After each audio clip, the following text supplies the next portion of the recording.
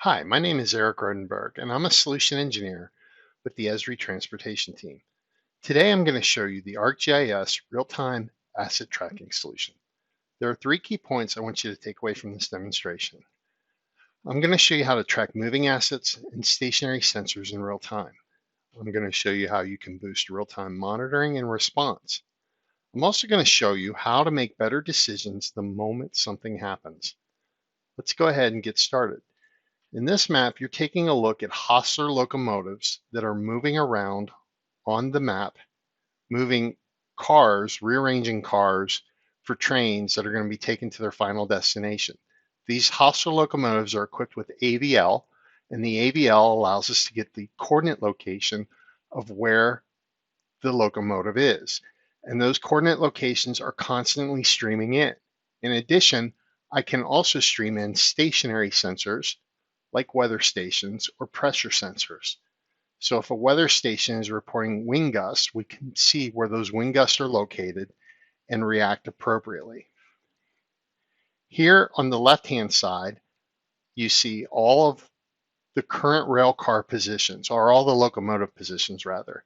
The red points indicate locomotives that are active. The gray points indicate locomotives that are currently inactive. We click on a locomotive and that zooms me in. I can see some information like the vehicle name. I can see that the locomotive is equipped with GPS. I can also see its current speed at that moment and the last seen time and the last valid GPS location time. Now, as long as the vehicle is moving, we'll be able to see a speed. If the vehicle stops for any reason, then the indicator will indicate that it's going 0 miles per hour. If the AVL sensor was equipped to report other information like mileage or fuel spent, we could also see that information as well. On the right-hand side, you're seeing events that are occurring. In this case, the Hostler locomotive is within 1,000 feet of a critical rail crossing, and it's been there for the last 25 minutes. What we don't know is whether or not that Hostler is pulling other cars behind it. So if it were pulling cars and it were blocking the crossing or fouling or causing a track foul, vehicles would not be able to pass through. And this is a critical crossing because this is a gate where employees come in for the port. So longshoremen, pilots, and other staff have parking nearby where they can pull in and get ready for their day. So keeping this crossing free and clear as much as possible is important to the port. Now, you're also seeing that point move around. That's indicating where its current reading is showing. So as long as that locomotive is moving, we can see where it is at any given time. And as it keeps moving and keeps updating, we can see the new position, and that alert is always going to stay with the point until it gets outside of the geofence that we created. And the geofence is a little bit hard to see, but there is a fence there, basically 1,000 feet either side of the crossing. So as long as it's inside that area, that alert is going to keep firing until that train leaves the area and moves on. So that is how these alerts work. And this allows me to drill in and identify what the problem could be. So I could call the engineer and find out if they're pulling any cars behind them, or we could fix cameras at the area where the crossing is and use deep learning or machine learning to detect whether or not a train is blocking the intersection, and use that information along with this information to react and make an appropriate decision on how to handle the situation.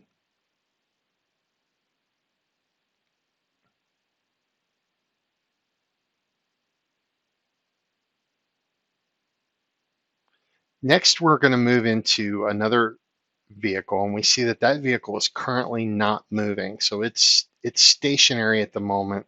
This locomotive is stationary at the moment. It's parked, and we can see that. So again, we might use this information to call the engineer and ask if they're having any problems, or if there's something downstream that's blocking them, or maybe some other situation that's causing them not to move. Now, we have the ability to show the last known location of the locomotive and the breadcrumb trail of where that locomotive's been throughout time. So we have the ability to show all those pings that come in a breadcrumb trail in a big database that allows us to analyze that data and look at past events and how we responded. Here we're seeing that a locomotive is currently in the yard. And when a locomotive is in the yard, we get a different kind of indicator, a strobing point that lets us know that that this particular locomotive is parked. Now we might look at the schedule to make sure that the schedule corresponds to this locomotive being stopped. It might be that the engineer is on a break, or the engineer is grabbing lunch, or some other situation. So all of this data allows us to react.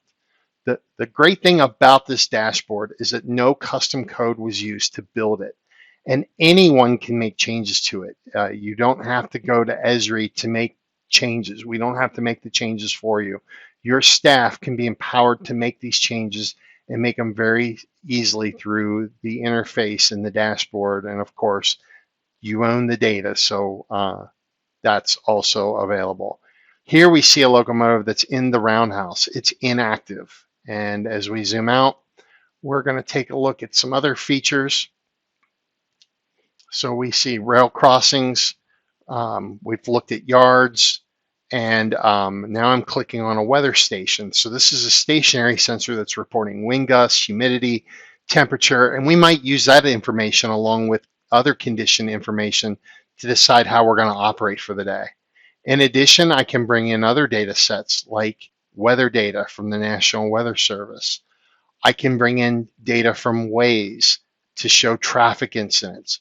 I can show data from here, which we're zooming in to show right now. Here is a company that provides real-time traffic data. So we can look at what the traffic looks like outside of the port. So you see lines indicating green, red, and yellow, indicating what traffic flow is like.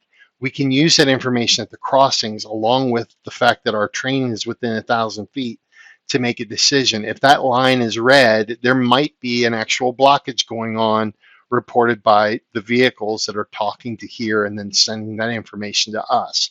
So being able to have that information along with where our locomotives are allows us to make those types of real-time, quick decisions when something happens. And that's really what all of this is about, is being able to monitor what's happening and respond to a situation when it does in fact happen.